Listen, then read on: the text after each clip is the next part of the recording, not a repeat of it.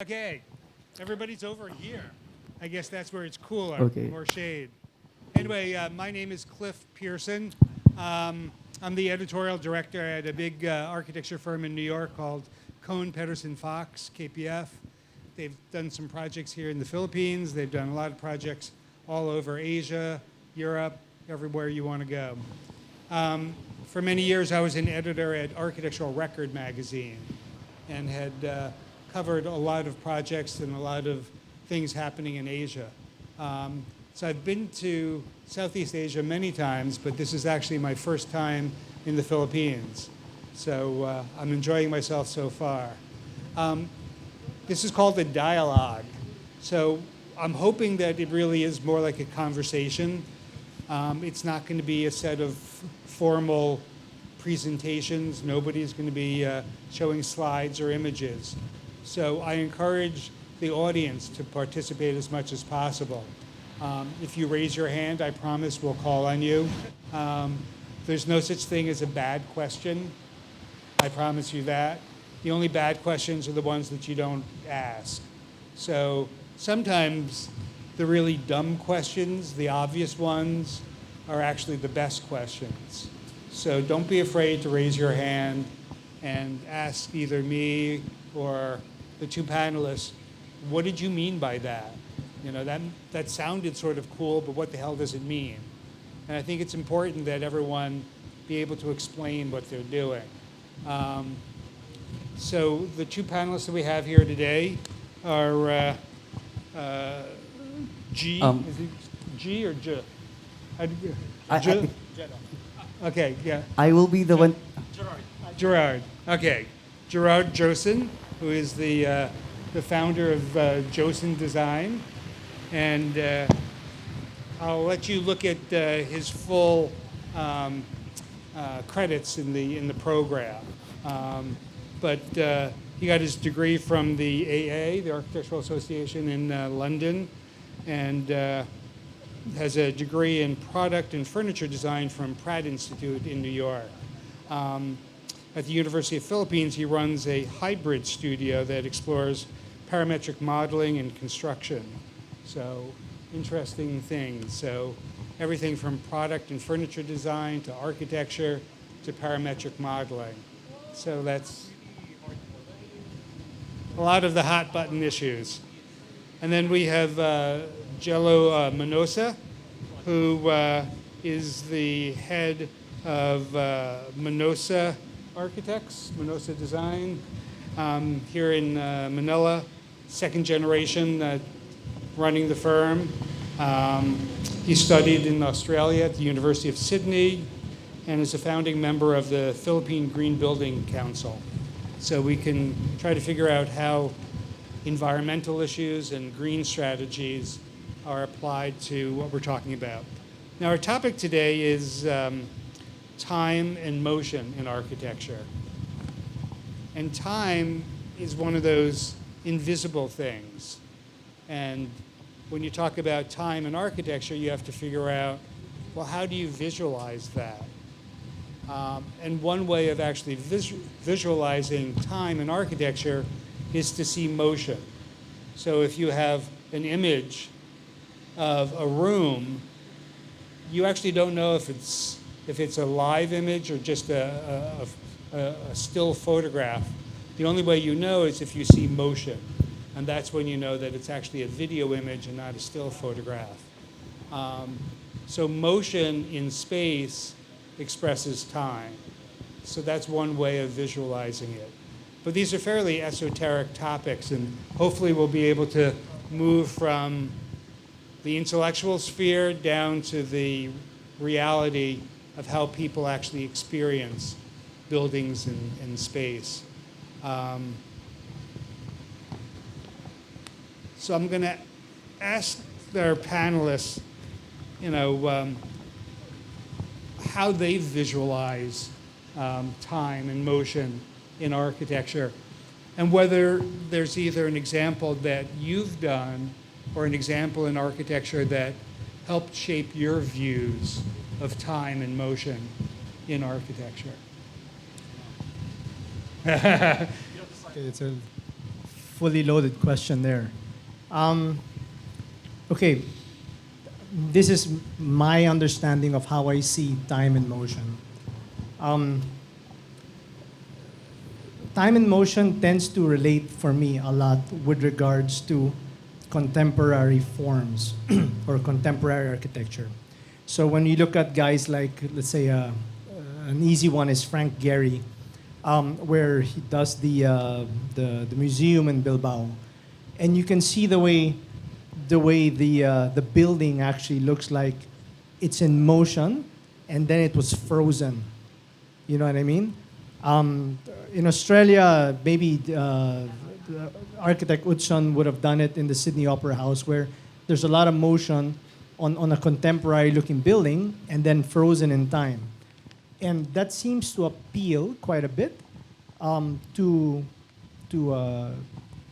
a new aged form of thinking, I think. And I do believe that there is really a trend towards modern contemporary architecture.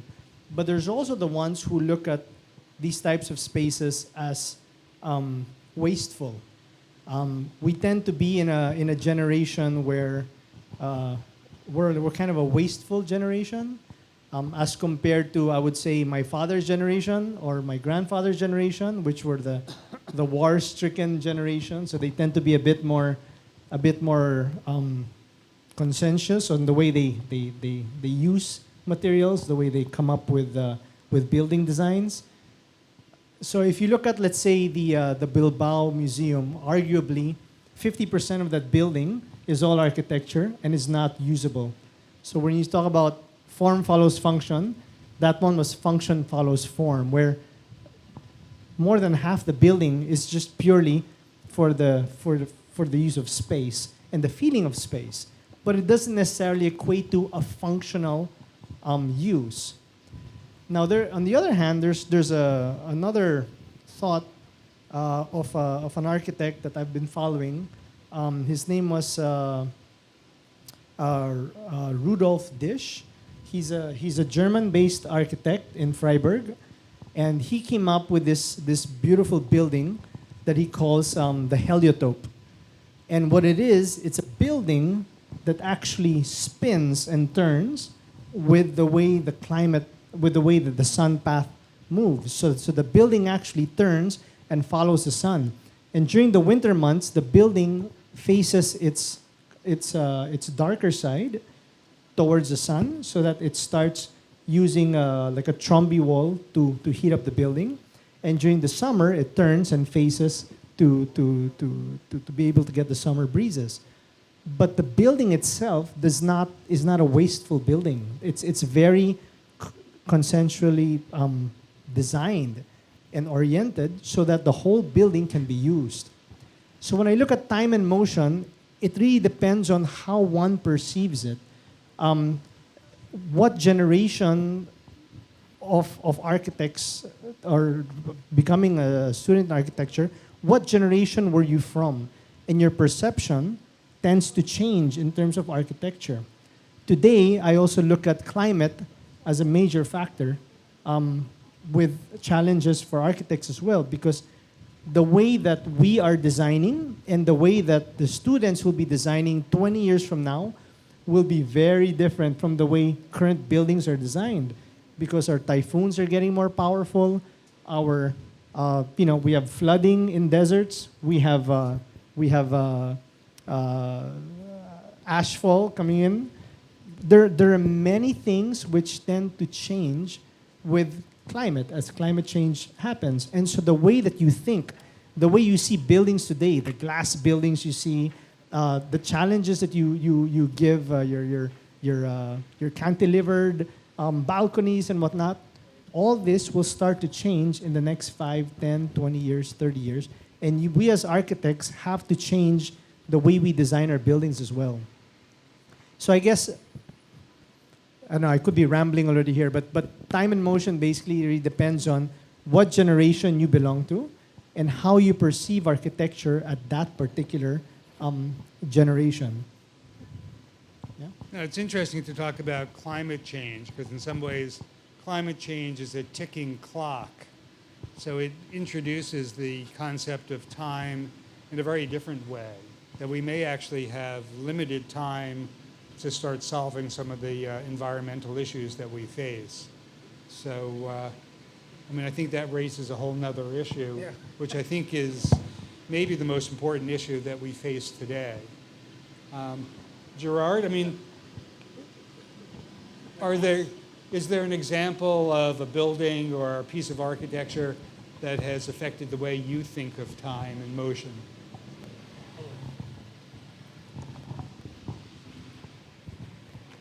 All right. The thing is, I feel that in terms of time, motion, and architecture, that usually architects have this misconception of time, because we usually think of architecture to be eternal, no? Like we want to build structures that would last forever, maybe, so that our name would be part of that legacy. No, but the thing is, time is not on our side. Like buildings, when we create something, buildings do decay. The profession decays. No? How people think of ideas decay.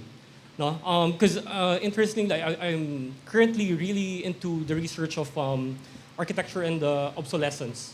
No? And of how obsolescence was used by, for example, it started, for example, with car manufacturers, no, in the States, where they actually, in terms of capitalism, they made sure that they would have replaceable parts, right? So then people would keep on buying, but then there's this, of course, there's this other side that people would continually have jobs, right?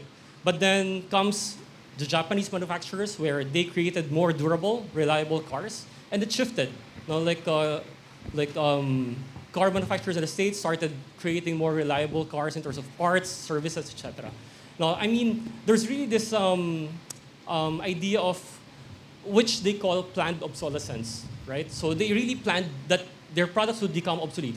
Everybody has a phone right now, and it's really planned that your phone would eventually die in terms of its battery life.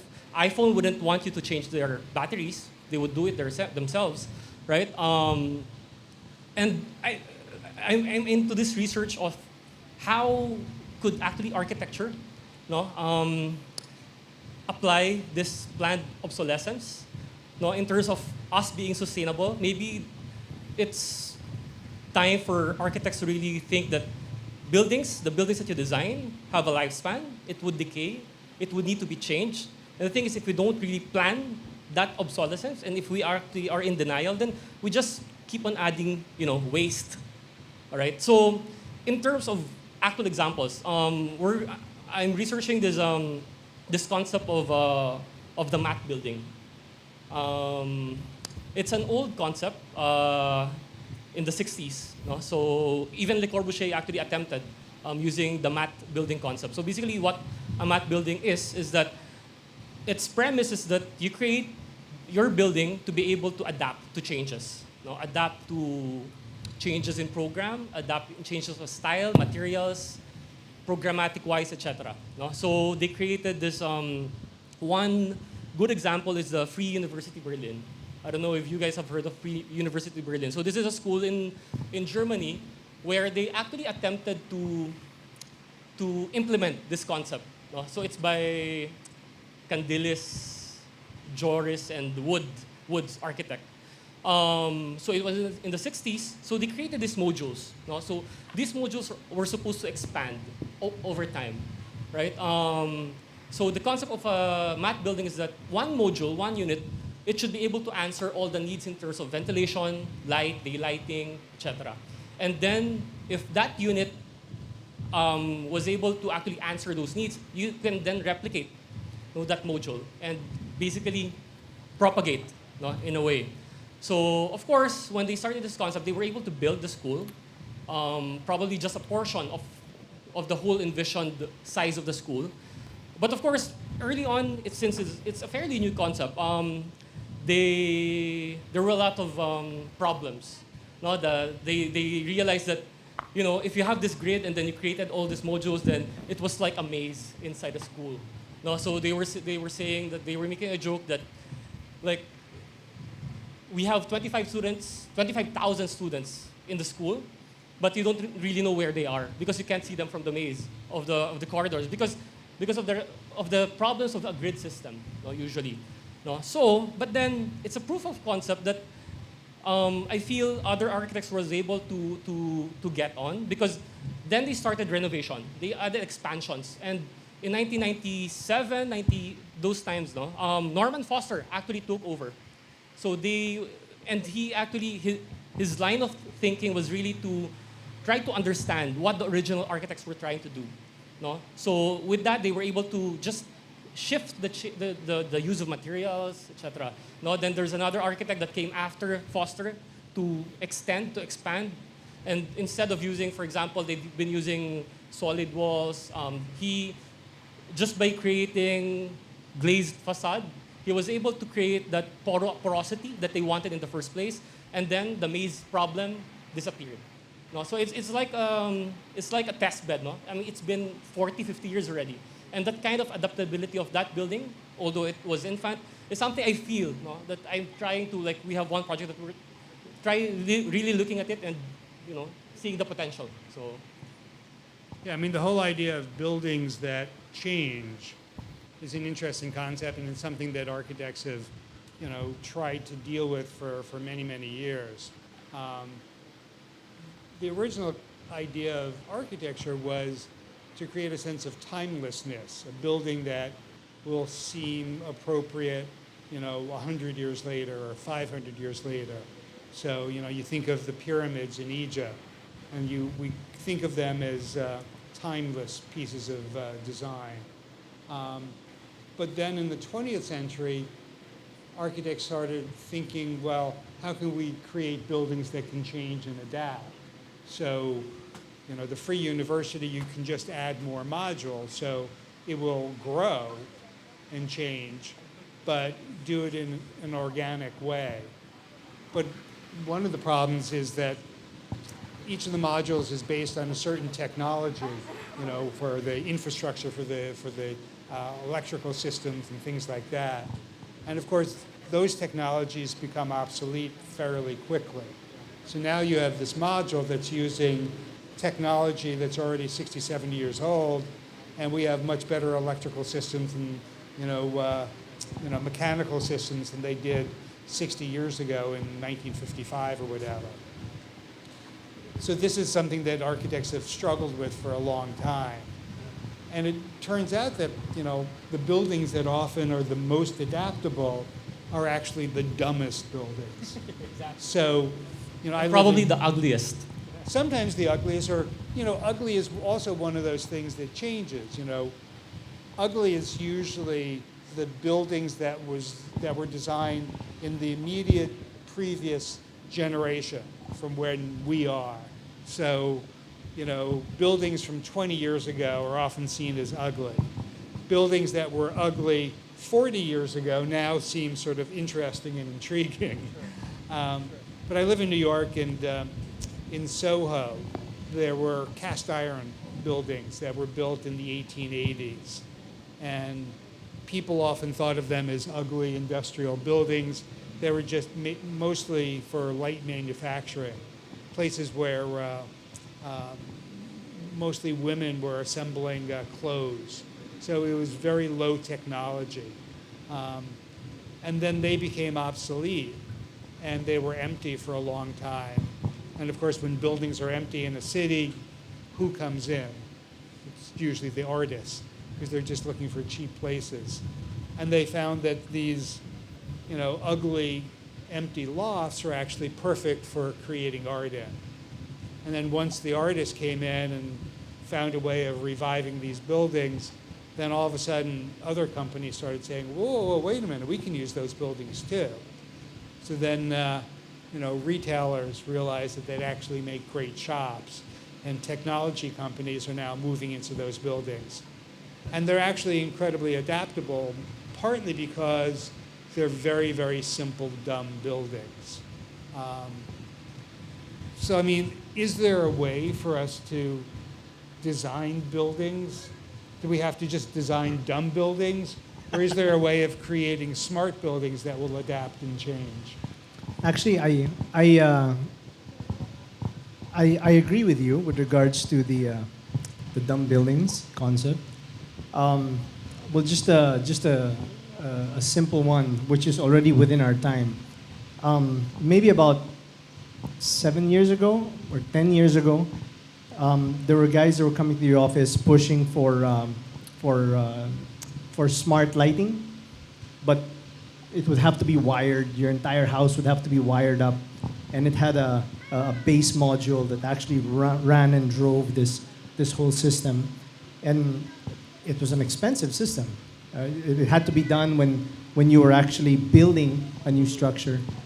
And then after that, about 5 years ago, there were a couple of guys that came and says, "Oh, you don't need to change anymore the existing lighting.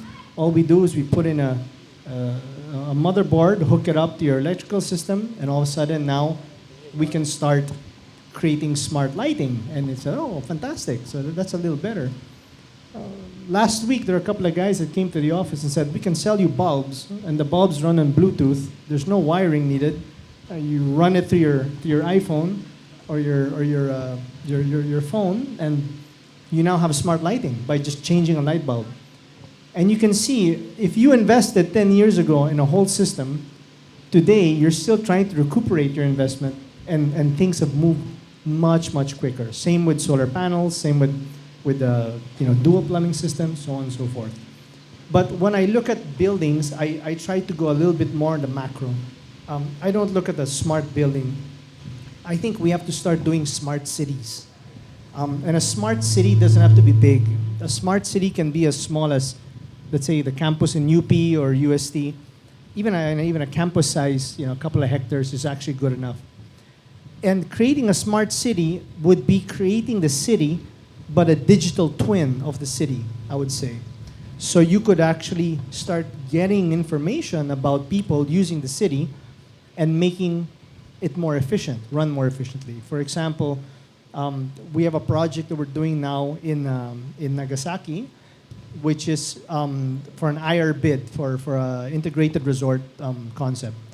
And what we're trying to do is part of the idea was to create a smart city where we could get information from your cell phones, so we can track the movement of people, where they walk, what routes they like to take, from the office buildings to the restaurants to the places of entertainment within the city. We can track the pedestrian movement, and therefore we can start addressing pedestrian walkways, underpasses, relative to that kind of movement. We get information on cars and the way cars move, so that at different times of the day, we can adjust our traffic lights accordingly, so that the traffic tends to move much better. We can actually create buildings where a whole lighting system of the building is turned on. When the building knows that 80% of the population is gone, a building can send you a text and tell you, "Please move to the east wing." And then the east wing is now where all your files are transferred with the computer. So you're actually in the east wing on a smaller area, and that's the only area that gets air conditioned or heated, and the lights are turned on and working, and the rest of the building gets shut down. And these are technologies which are available today and are already being done. And so that's part of the macro scale of looking at a smart city and how to make our lives a little easier, a little better. Anything from emergency response units to needing a cab, even just knowing when a person's going to need an Uber or a Grab cab, so that they can notify the Grab cab or the Uber drivers that so many people on average are going to come out of this building at this time, and they can start being around the area as well. So I think that as technology starts to move and gets better, I think that our lives and the integration gets better. But it really starts with a digital twin. You have to create a whole twin city digitally from the existing one that we actually see.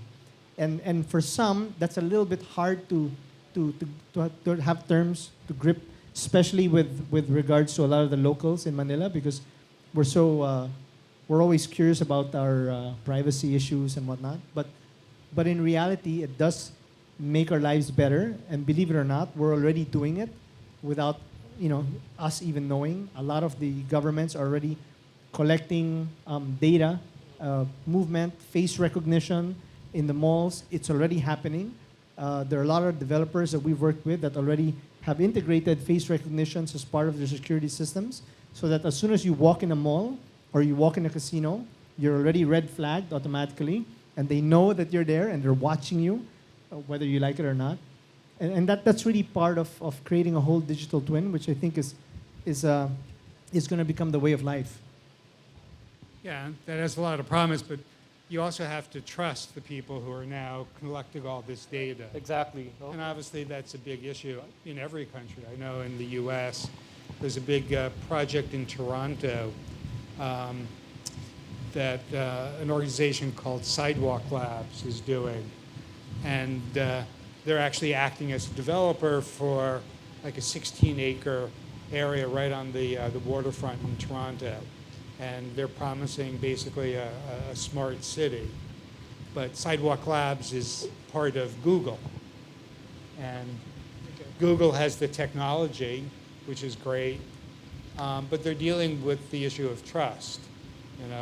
Google already is collecting lots of information about us. And I think I have to give them credit that they're trying to deal with these issues in a transparent way. And instead of waiting for people to complain, they're trying to be proactive. But it raises the question, would we rather have the government collecting all this information, or would we rather have Google collecting all this information? Yeah. And I think it's incumbent on architects and planners to make these places as transparent as possible, to explain how this information, this data is being used, and also show how the data is making the place better. Yeah, I mean, I love technology. I don't know if the younger ones use the word techie, but I'm very, very techie. I mean, usually friends would actually, when they have problems online, they come to me. No? But the thing is, the pace of, it's very exponential, no? How technology has developed. And we're actually lagging. I mean, especially in the Philippines, no? in terms of the profession, the tools that we use, we're quite lagging. No? And I mean, I agree with Jello. I mean, I'm excited how smart cities would become, right? But the thing is, it's quite funny because smart cities wouldn't really work if you have dumb people in it, right? So, I mean, what's the point, right? So, and the thing is, it's in terms of trying to develop, I don't know, like a direction, no? That's why I've always crusaded for. I'm sure your dad, in terms of vernacular architecture, no? Because sometimes the low-tech solutions are the best to adapt, no? Because you have changes in terms of technology, like you get obsolete easily, no, in terms of tech. But then if you, for example, look at cars, no? The cars that were actually all manual and no digital, they're still running up to now because it's so easy to fix, right? But then cars, with all if it's all electronics, once it burns up, you're dead, no? Because on the way here, I was actually thinking how could Manila be so different if we don't have all this? If we actually tried to learn from how vernacular architecture started. No, because there's a reason why people, especially architects here in the Philippines, keep on coming back to the Bahay Kubo. No, but the thing is, Bahay Kubo is just one. It's just one sample of good architecture that was able to adapt to its context. No? But I mean, all throughout the Philippines, we have, for me, my favorite is the Ifugao House, the one in Fale, the one in the mountains, because in terms of it being adaptable, it's crazy how they were able to create those systems of pegs, mortise, and tendon, no nails, etc., to be able to assemble their house, transfer it to another place, dismantle, assemble, etc. No? And I think if cities learn those basics, it would be easier for us to be able to input whatever technology however it changes in time easily. So, Yeah, I think values and principles have to be eternal. And I think it's important, before you start designing either a house or a neighborhood or a city, you have to understand what are the values we're trying to build into this place. And those usually relate to human beings, and human beings actually don't evolve very quickly. Technology evolves rapidly. So it's this constant back and forth between, the eternal essence of what a human being is and what a human being wants, and then the physical environment that changes and needs to adapt. I'm just curious. From the audience, how many here are students? Students in architecture. Okay. And then how many are practicing professionals? So we have a segregation. We have the students Yeah, I over see. here. Okay. Just catching on the concept of technology. When you buy technology, you buy culture. Okay? You buy the culture from where the technology was developed. At least that's what we believe. And one aspect that we've always led the charge on, in this country at least, was Philippine architecture for the Filipino. The Bahay Kubo, the reason why we always looked at that house was because it's a house that was designed without an architect. That house was designed based on climate and culture. So the culture of, let's say, the Ifugao tribe who lived in the mountains of the Philippines developed that architecture because the climate was cold. The stone flooring was there to absorb heat, so at night it radiated the heat and it kept them cool. The house was a triangle pyramid simply because it was a granary, and at the same time it served as their residence. And if you go down to where the Maranaos were, they were seafarers, and so they had their houses on stilts in the water. But that's culture, and that culture connects to us as Filipinos. Now, when you buy technology, you start looking at foreign culture. And so when you start looking at foreign culture, you start thinking foreign, right? So if you're a student in architecture and your professor tells you, okay, today we're going to design an airport, what are you going to do? First thing you do is you go to the internet, you start Googling airports, and you start seeing foreign airports. You learn foreign culture. You start to think foreign. When your design come out from the plates that you prepared, it's now a foreign design. Now, going back to your grassroots, how now do you localize? How do you take what is foreign and put the fundamentals of what makes us Filipinos? Bring in the cultural aspect, right? Bring in our hot, humid climate, 6 months of rain, 6 months of sunshine, volcanic eruptions, earthquakes. Those are our conditions. That's who we are. So how now do you localize and not think foreign or bring in foreign culture with the technology, but still make it relevant? In other words, a foreigner doesn't walk in and say, oh, look at this Bahay Kubo of an airport. No, it's a Bahay Kubo of an airport, but it still has all the technologies which you'd find in most airports, and maybe even more. But how now do you localize? And I think that's the challenge many times that we local architects face, because when you let go of culture, that really is the dividing line between us and our ASEAN countries. Otherwise, we all tend to look like Singapore, we look like Shanghai, where you come to the area and there's no connection between the country and the architecture that is within the area. And that's important. I think that it's very important so that we remind from one generation to another who we are and where we came from. Because the minute Manila starts looking very international, very foreign, then at least for me, the vibe of what people look for that makes us us is lost.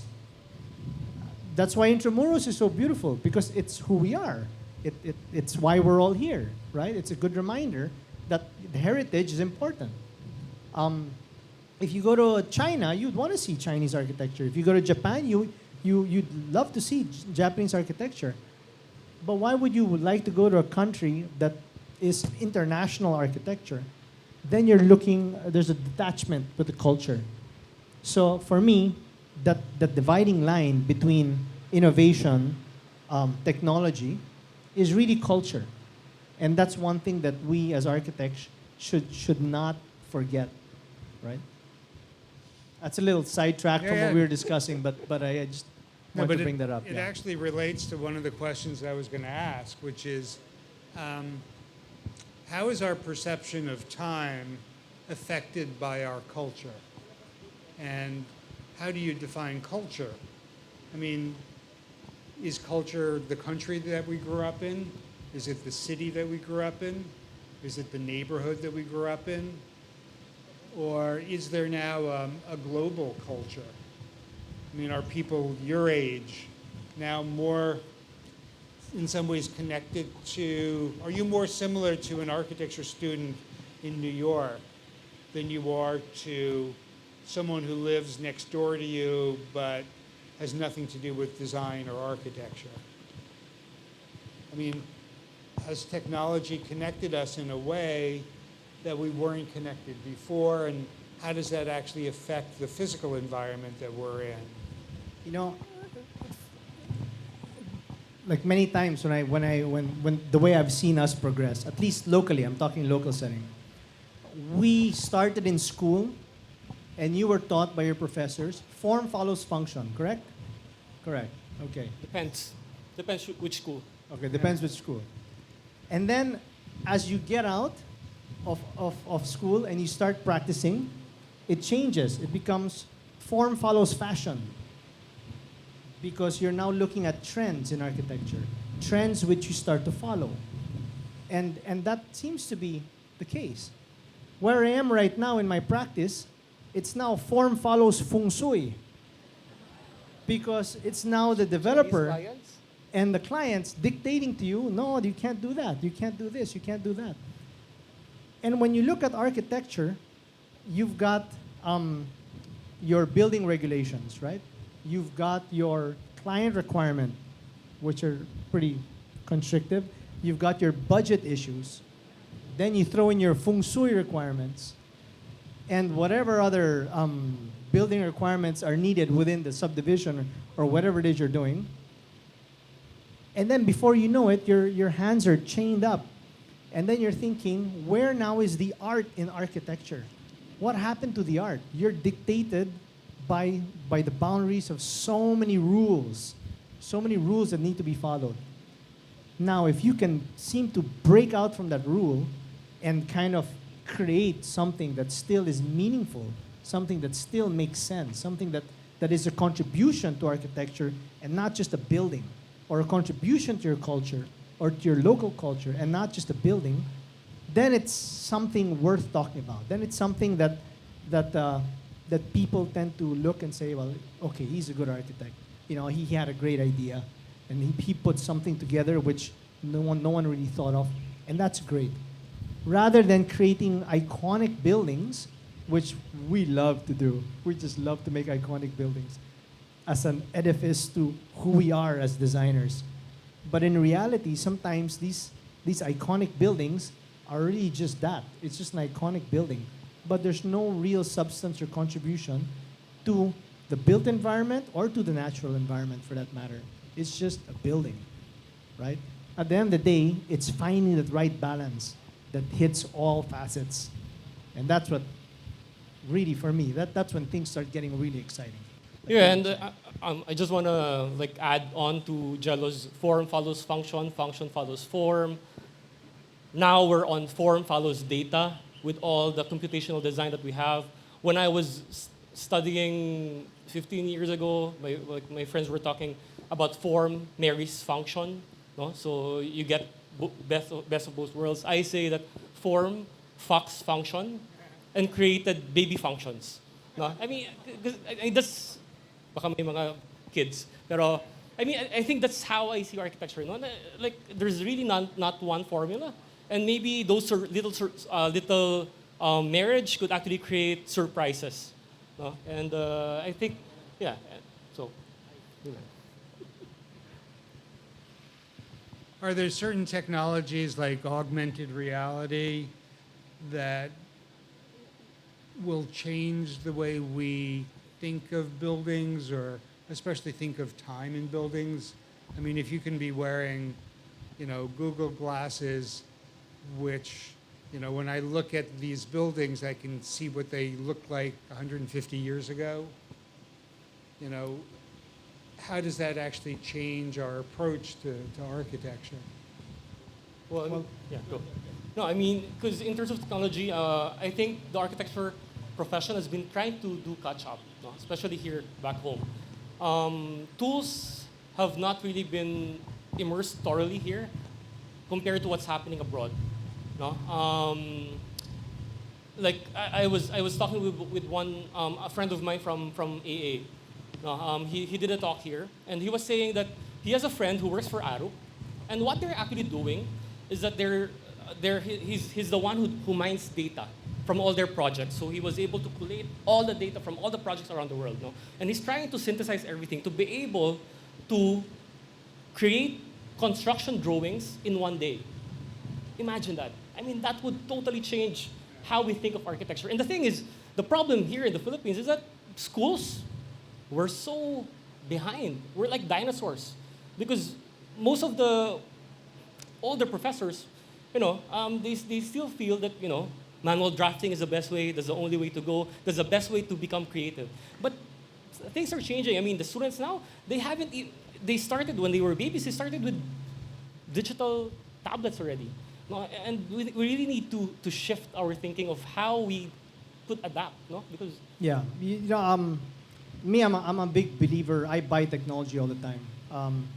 Right now we're doing a project where it's restoration work, and instead of doing as-builts, we're actually scanning the building. So we're scanning the interiors of the building. We're using drones to scan the exterior of the building. We're creating a BIM 3D model image of the building, and based on that, the computer is telling us what areas from the chips from a cornice. We can scan walls to see where the plumbing is located. We can scan walls using ground penetrating sonar to tell us where the pipes are running. And we totally embrace technology. But I really think that tools like BIM, even simple rendering tools, 3D Max, Rhino, all the others, is really a tool. That's what it is. It's not there to design. You as architects still need to come up with that great idea. The CAD work, the softwares are there for you to use, but they are what they are. They are tools to help you understand climate better, to help you understand sun paths better, to help you understand heat gain, to help you understand wind directions and the way winds pass through your buildings. It makes your life easier, but at the end of the day, you still need your grassroots foundations of pen and pencil, drawing, drafting, and you still need to know those basics for you to still be a great architect, I guess. Talking about using, the latest technologies to scan an old building to help you understand it, so you can adapt and renovate it. After the fire, the horrific fire that they had at Notre Dame Cathedral in Paris, they were trying to get records of what the building looked like before the fire. And it turned out that like a year and a half, 2 years before, some video game company had actually created this amazing animation of the building. And to do that, they actually had to go in and record what the building was. And because it's a video game, you can turn it, look at it from upside down, outside in, all sorts of things. And the architects who are in the process of renovating the cathedral are using this video game to understand what was there before. So it's really fascinating how old and new can work together. What's the role of memory in architecture? Memory. In a negative way, memory can be nostalgia, which is I mean, the original definition of nostalgia was actually an illness. So it's an illness where, you can't let go of the past. But at the same time, it also is a connection to our culture. So maybe talk a little bit about the sort of positive and negative effects of memory in terms of the way we perceive of time in architecture. I don't really see negativity on memory, a data bank learning from the past. I really don't. I think it's important to know the past, to understand the future better, especially in architecture where we tend to look at the past fundamentals, learn from it, innovate. We understand what works, what doesn't work, and then we move forward and we pretty much just come up with a better solution. Doesn't necessarily mean that that's the best solution. 5, 10 years from now, it could be the obsolete solution, and then a new solution presents itself. But you just gotta keep your mind open all the time. Just keep your mind open, and always adapt for change, because change will always happen. Always happens. Never fall in love with your design. You know that plate that you submit to your professors? Don't fall in love with it, because he's gonna shoot it down, and after he shoots it down, you learn from it, and then you redraw again. We tend to put the first piece of paper there, we draw, and then we say that's gonna be the last that I'm gonna submit. No, you're gonna keep putting paper after paper after paper, and it's I gonna think keep changing. that's me as a professor, Jello. I always shoot down. So Speaking about students and professors, let's get some questions from the audience. Anyone have a question that you want to ask the panelists? Otherwise, Hello. I'm going to pick someone and force you to ask a question. From the audience, before you ask your questions, you may first introduce your name and then what's your background. So you may raise your hand. Hello. I could bring the mic to you. Thank you. This is real So rain. maybe get a question from the practitioners first and then one from the students. Any questions? Oh, Okay, right there in the front row.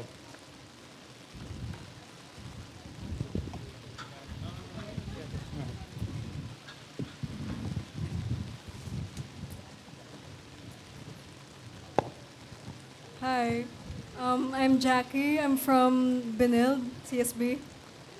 Taft. Hi, Jackie. I'm a second-year student. Oh my God. This is real rain. So, This is real rain.